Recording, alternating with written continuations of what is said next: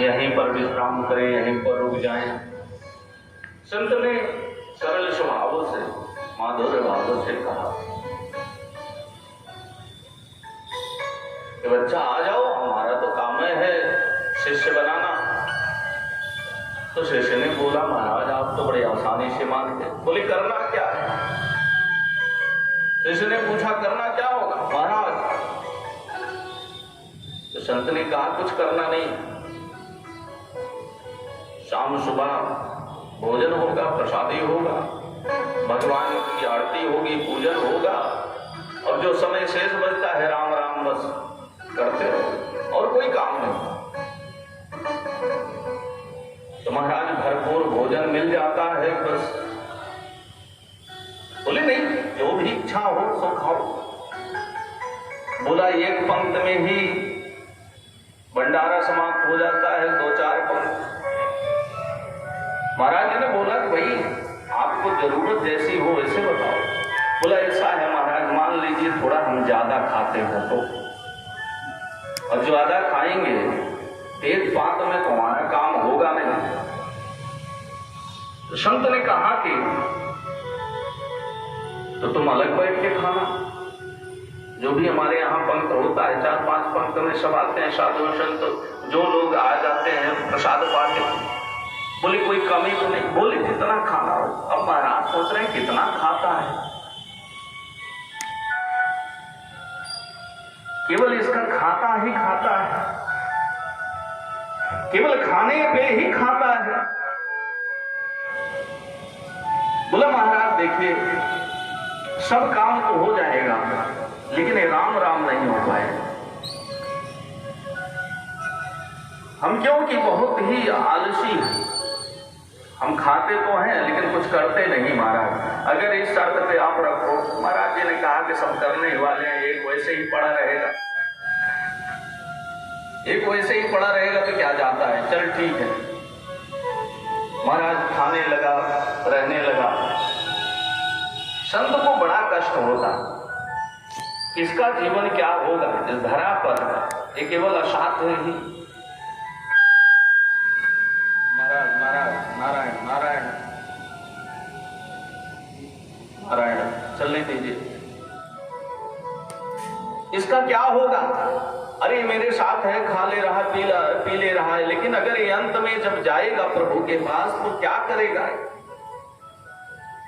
एक दिन महात्मा ने उस शिष्य को कहा कि चलो हम थोड़ा घूमने चल रहे हैं, हमारे साथ चलो। कहा महाराज कहाँ परेशान करते? अरे थोड़ा तो चल लो, शरीर की अकड़ जो है छूट जाएगी। अच्छा गया बहुत कहने पर तो महाराज जी ने कहा कि बेटा राम राम किया कर। बोला देखो महाराज हमसे हो नहीं पाएगा, हम कर नहीं पाएंगे। संत ने कहा ठीक। एक दिन बीता, 2 दिन बीता। जब महाराज जी जाते जंगल में घूमने के लिए, लेकर जाते उसे। एक दिन जिद पर आ गए महाराज कि बेटा आज एक बार तो राम राम कह दे। लेकिन वो शिष्य कहता महाराज राम राम कहने का क्या फायदा? संत ने कहा अभी तक तो हम भी नहीं जान पाए कि राम राम कहने का क्या फायदा, लेकिन हम मान लेते हैं कोई फायदा नहीं, कोई नुकसान नहीं, तो तुझे राम कहने पर क्या जाता है, एक बार तू राम राम कह ही दे। बड़ी जबरन जाकर के वो शिष्य ने एक बार कहा राम राम। संत ने कहा बन गया तेरा काम। जब खाता का खाता पूरा हुआ तो ईश्वर का बुलावा आ गया, और ईश्वर का बुलावा आया। यमराज के गण लोग आ गए, पार्षद लोग आ गए, ले गए बांध कर। वहां बही खाता उसका निकाला गया, खाते का खाता और बही खाता निकाला गया। मेरे प्यारे चित्रगुप्त महाराज कहते महाराज 99 पाप है, एक ही पुण्य इसने किया है। यमराज चकित हो गए, 99 पाप एक पुण्य किया है, तो बताओ हे जीव तुझे पहले फल भोगना है या पाप भोगना है? तो पाप का फल भोगोगे कि पुण्य का फल भोगोगे? पहले ये बताओ। शिष्य अब सोच रहा है कि 99 पाप है, इसको भोगते भोगते तो हम परेशान हो जाएंगे। अब एक ही फल मिला है, एक ही पुण्य मिला है, तो पहले महाराज उस पुण्य का हमको फल बताइए, क्या मिलेगा? चित्रगुप्त से यमराज ने पूछा कि कौन सा ये पुण्य किया? चित्रगुप्त महाराज कहते हैं, प्रभु एक बार राम राम का नाम लिया है।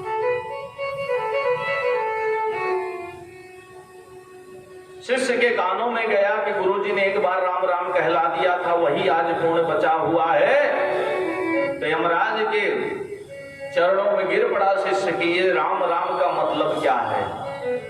जो हमने पुण्य किया, राम राम का नाम लिया, तो इसका क्या मतलब है, क्या फायदा है, क्या नुकसान है? अब यमराज बड़े भवचक्कर में पड़े कि राम राम का इसको क्या फल बताएं। अभी तक तो हमें भी इस फल का मतलब ही नहीं समझ में आया। राम नाम का मतलब आज तक हमें समझ में नहीं आया, तो मैं क्या कहूं? यमराज ने कहा, बच्चा हमें तो इसका मतलब नहीं पता। तो बोले फल कौन सा दोगे? जब पता ही नहीं है तो कौन सा फल दोगे? शिष्य ने कहा कि जीव ने कहा कि कौन ये जान सकता है कि राम का जो परिणाम बता सके, राम नाम की महिमा जो गा सके, वो कौन हो सकता है?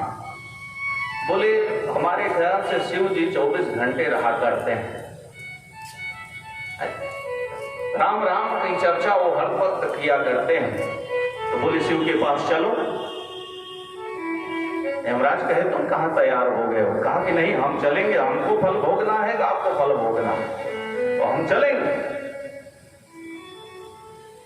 अब जब जीव चला यमराज के साथ, चित्रगुप्त के साथ, तो जीव ने कहा देखो इतनी दूर से तो घसीटते ले आए महाराज, अब मैं बहुत थक गया हूं, हमारी उचित व्यवस्था की जाए, हमारी उचित व्यवस्था की जाए।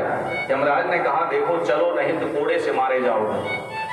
तो जीव ने कहा एक बार राम राम का फल बता दो, उसके बाद चाहे जो करो। यमराज कहते हैं जैसा जीव कहे वैसा करो। पालकी सजाई गई, 2 गण और लगे, यमराज और चित्रगुप्त जी जीव को बैठाकर पालकी पर शिव लोक पहुंचे। और शिव लोक पहुंच करके मेरे प्यारे शिव जी ने देखा कि कौन आ रहा है पालकी पर सवार, और चित्रगुप्त यमराज जिस पालकी में सारथी हो, ये जीव कौन हो सकता है? नंदी जी संदेश लेकर आए। शिव जी ने कहा थोड़ा कैलाश से पहले ही रोको, हम खुदे चल के देख लेते हैं कौन है। आए यमराज से भगवान ने बोला करे यमराज ये कौन है? बोले महाराज 99 पाप है, एक बार ये राम का नाम लिया है और 24 घंटे राम नाम की महिमा आप गाते रहते हैं, तो उस महिमा का हमको फल बताइए क्या होगा? शिव जी सर झुकाए, अरे ओ हम जरूर उसमें रहा करते रमे रहते हैं, लेकिन आज तक हमें उस राम नाम की महिमा, उसका फल, उसका परिणाम हमें नहीं पता है। तो कौन बता सकता है? बोले ब्रह्मा जी भी राम राम किया करते हैं। ब्रह्मलोक पहुंचे। ब्रह्मलोक में अब शिव जी भी हो गए जीव के साथ। ब्रह्मलोक पहुंचे, ब्रह्मा जी देखकर चकित, अरे कौन सा जीव है जिसको यमराज जी, शिव जी स्वयं सारथी बने हो? ब्रह्मा जी आए, कैसे आना हुआ प्रभु? और यमराज कैसे टहल रहे हैं यहां पर, और ये किसे बैठाए हो? यमराज ने कहा पितामह ये बड़े भवचक्कर में मैं पड़ गया हूं, और ये जीव 99 पाप किया, एक बार राम का नाम लिया है, उस राम नाम की महिमा आप हमें बता दीजिए कि क्या फल इसको देना चाहिए, बस मैं लौट कर चला जाऊंगा। ब्रह्मा जी ने कहा कि देखो जब शिव जी नहीं बता पाए, 24 घंटे रहते हैं, पल पल रहते हैं, तो मैं तो भाई क्षण भर रहता हूं, और क्षण भर में तो हमारा लाखों वर्ष निकल जाता है, तो मैं कैसे बता सकता हूं? तो बोले कौन बता सकता है? तो बोले केवल राम का नाम का महिमा जो है केवल नारायण ही जाने, उनकी महिमा कौन जान सकता है? नारायण जाने। बोले चलो फिर विष्णु लोक पहुंचे। विष्णु लोक में जय विजय ने पालकी को दरवाजे पर रोका। नारायण को सूचना गई, महाराज ब्रह्मा जी आए, महेश जी आए, यमराज जी आए, चित्रगुप्त जी आए, उनके साथ 2 गण आए, एक पालकी पर जीव सवार। क्या है? आहा, विष्णु जी सहन कर रहे थे, उठकर दौड़े कि कौन आ गया इतना बड़ा भागी जो पालकी पर विष्णु लोक और सबको छोड़ने के लिए ब्रह्मा विष्णु आए हो, ब्रह्मा और महेश आए हो, यमराज आए हो। भगवान निकले, उनके चरणों की वो सुगंध वाला वैकुंठ लोक को सुशोभित करते हुए वो तुलसी की माला, वो कोमल नेत्र, भगवान सबको प्रणाम करते। भगवान बहुत सरल है। यमराज ने प्रश्न किया, प्रभु इस जीव को मैं ब्रह्मलोक शिवलोक लेकर गया, लेकिन प्रभु एक प्रश्न है, 99 पाप इसका है, एक पुण्य है। भगवान ने कहा वो पुण्य क्या है? बोले एक बार आपका नाम लिया है, राम राम का नाम लिया है।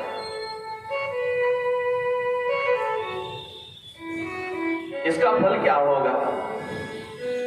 भगवान नारायण मुस्कुराए, अरे यमराज, अभी तक तुम्हें राम का नाम का फल नहीं मालूम हुआ। तुम ब्रह्मलोक, शिवलोक, यमपुरी टहलते हुए पालकी में इसको घुमाते हुए यहां तक मेरे दरवाजे तक आए, और यहां आने के बाद अभी पूछते हो कि राम का क्या फल है। अब इस जीव को यहीं वैकुंठ लोक में छोड़कर आप अपने अपने परम धाम को जाओ, यही एक बार राम का नाम लेने का फल होता है। अरे कहा लगी, कहा